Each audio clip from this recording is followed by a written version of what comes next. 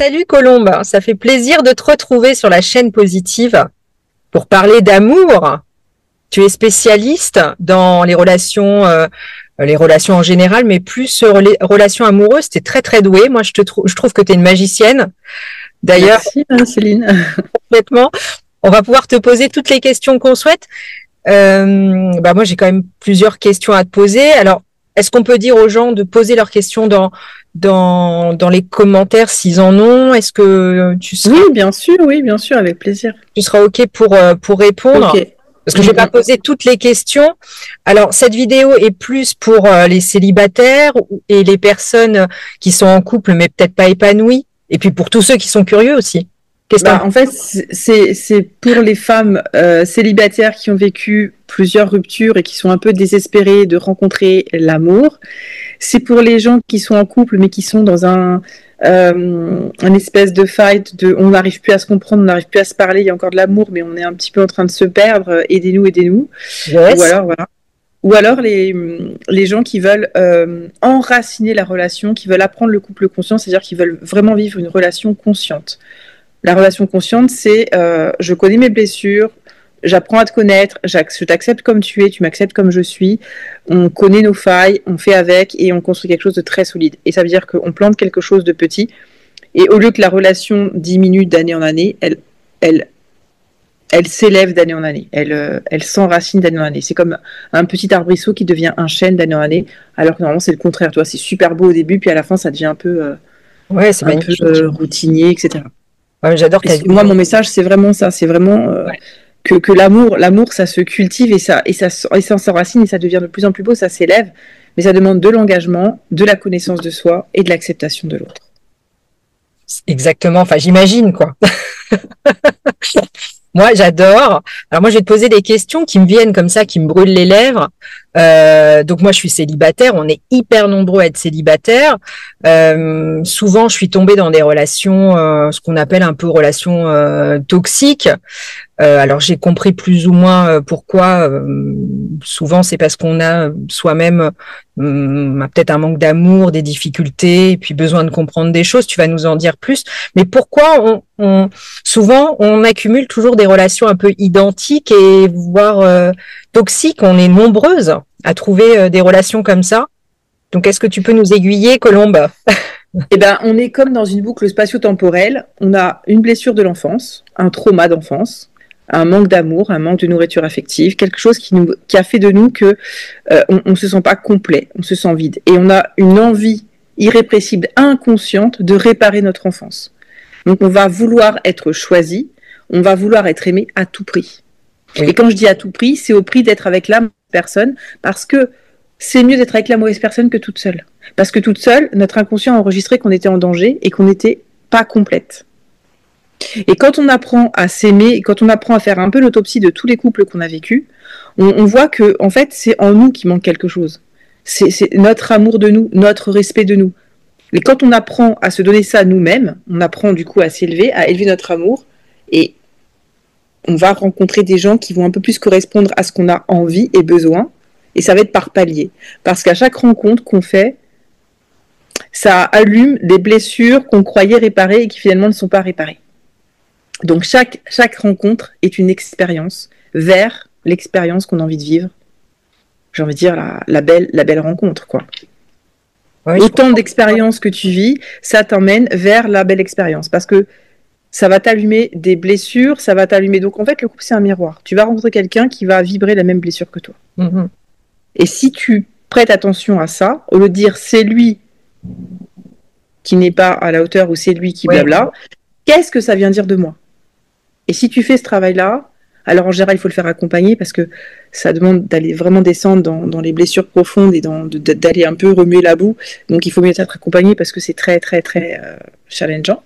Mais quand tu fais vraiment ça et que tu fais l'autopsie de tous tes couples, plus aller voir un peu ce qui s'est passé dans ton enfance, là, on arrive à avoir des réponses et voir ce qu'il faut corriger et voir ce qu'il faut mettre en toi pour aller voir, pour aller rencontrer la bonne personne.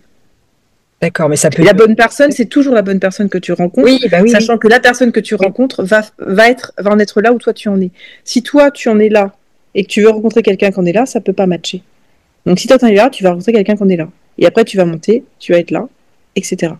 Mais si tu fais rien, tu vas rester dans une boucle spatio-temporelle et tu vas revivre les mêmes schémas parce que tu sais pas que c'est inconscient et tu sais pas que tu attends réparation de ton enfance et que tu attends d'être aimé à tout prix et que tu attends d'être choisi.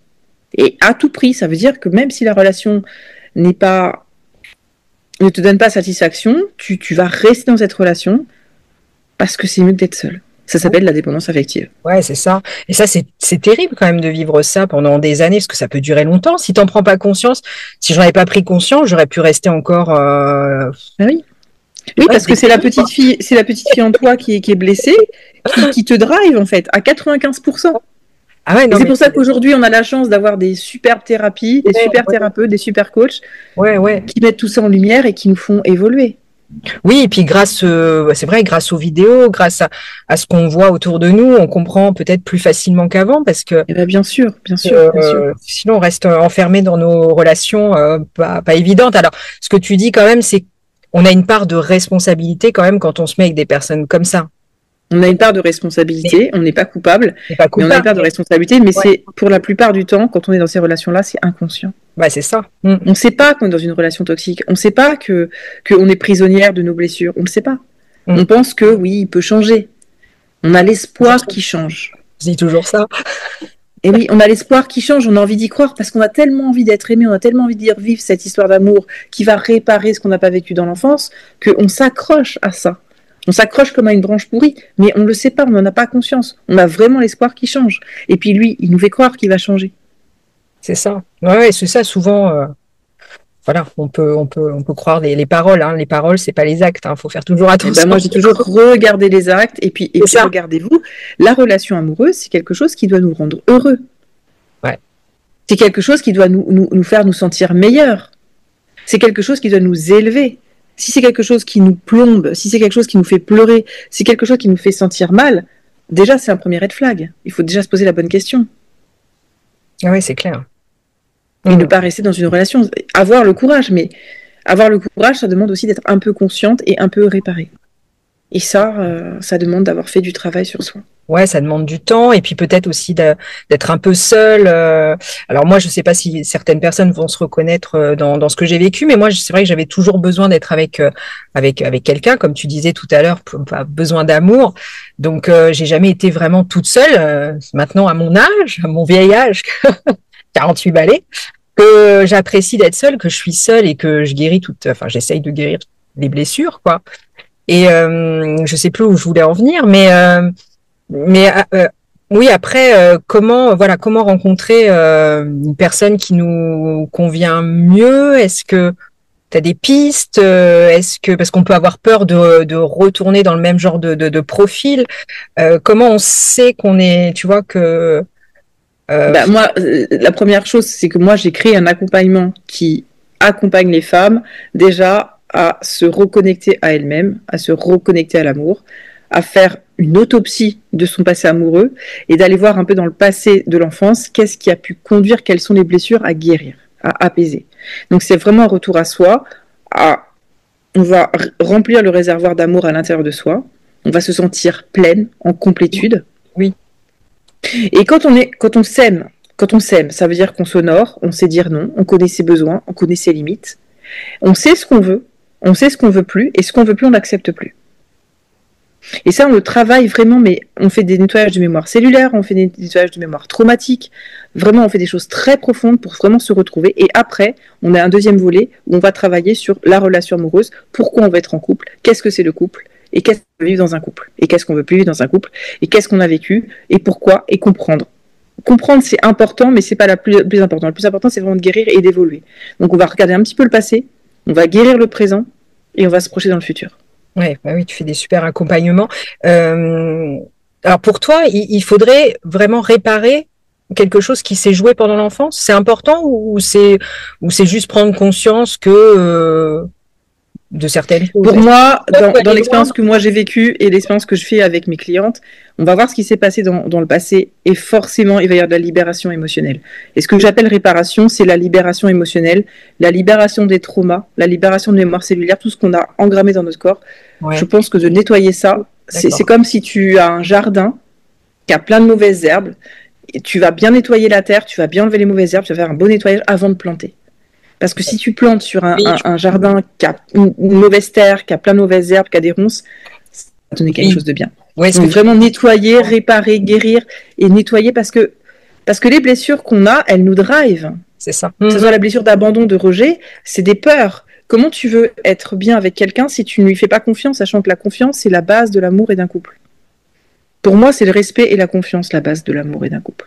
Donc, si tu peux pas être respecté ou te respecter toi, et si tu peux pas faire confiance et te faire confiance, on part déjà dans quelque chose de un peu bancal. Oui, je comprends. Alors, comprendre bien son histoire est vraiment c'est ça, comprendre l'histoire et puis... Ah oui, parce que quand tu comprends ton histoire, tu te mets en paix avec ton passé, tu acceptes ta destinée, tu dis, ok, ça c'est mon chemin, je l'accepte.